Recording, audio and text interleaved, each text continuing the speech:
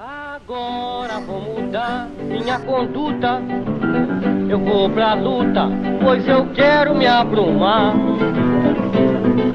Vou tratar você com a força bruta pra poder me reabilitar. Meu nome é Isaac Ferreira, eu tenho 17 anos e eu moro na cidade universitária Fundão.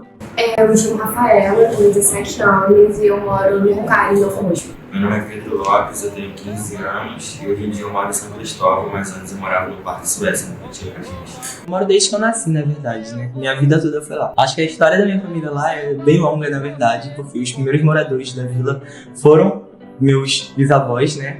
Porque foram construtores da ponte de Niterói. Eu moro lá há 17 anos. E tudo que eu sempre conheci estava lá, entendeu? Eu nunca tinha saído lá para estudar aqui. Então minha vida toda tá lá. Bom, eu morei no Cantinho de Caxias até os meus 14 anos, então a maior parte da minha vida eu me mudei ano passado. Basicamente toda a minha família morava lá, meus avós, minha tia, meu tio. Acho que era um lugar que, assim, às vezes eu podia ser um pouco morto às vezes, mas eu gostava muito daquele lugar, eu conheci todo mundo. Lá todos os meus amigos, eu tenho uma relação muito forte com o lugar até hoje. Cara, eu acho que a primeira vez que aconteceu, né, porque acontece recorrentemente, a primeira vez que aconteceu eu achei engraçado.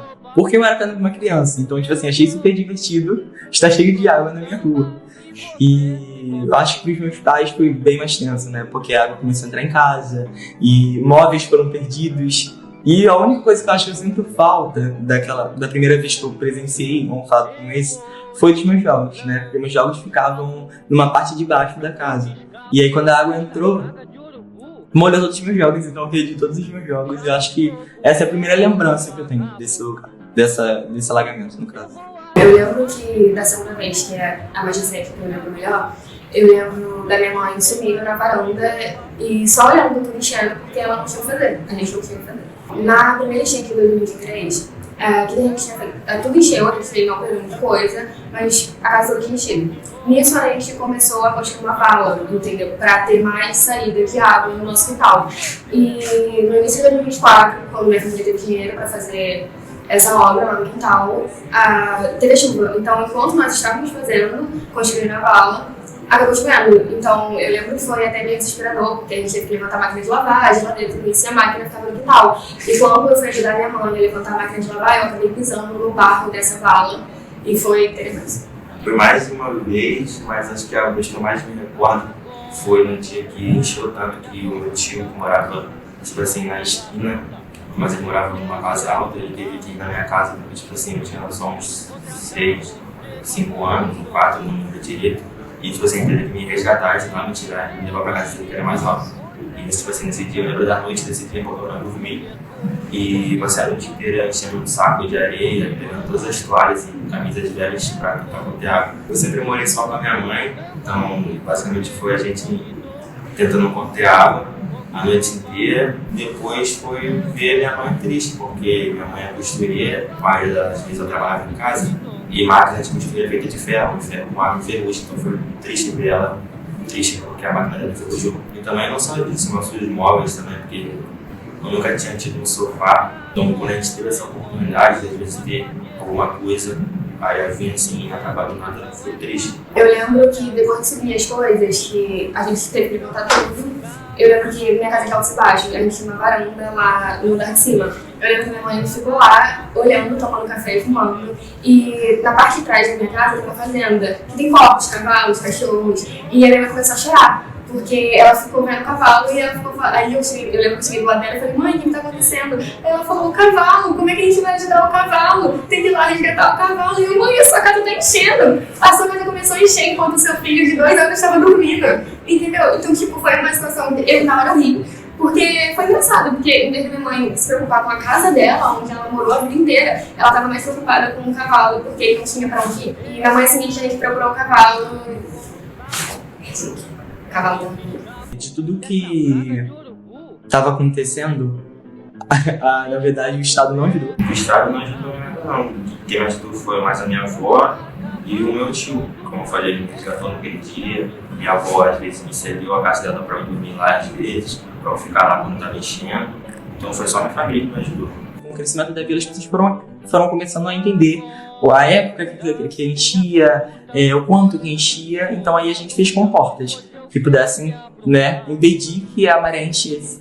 E aí válvulas que quando chovesse, né, a gente levantasse para que a água pudesse passar. Uma vez um dia que eu acho que foi a pior alagação que teve, não sei se é principal, mas tipo, a gente morava numa casa bem baixa, assim, porque era do lado de um morro, a gente morava no pé do morro e tinha, em Caxias tem muito mato. Aí tinha uma árvore gigantesca lá na nossa casa, só que era um terreno todo do lado, tipo, a casa estava aqui e tinha uma montanha assim, com uma árvore assim. Então, teve um dia que deu tanto alagamento que nossa casa encheu de água com barro. E ficou toda cheia de barro na nossa casa e a árvore estava prestes a despencar na nossa casa.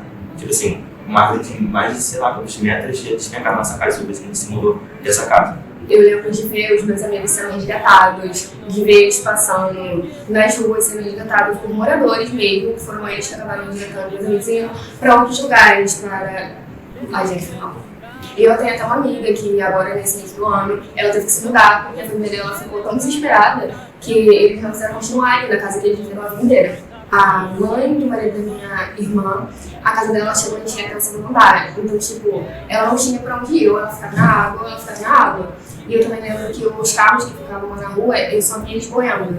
Era tipo, ai gente, era muito assustador. Foi, na hora eu ri. Não pra você não, eu ri porque eu só tinha isso pra fazer. Eu não tinha mais nada. Eu ia lá resgatar os cachorros, os carros, os cavalos.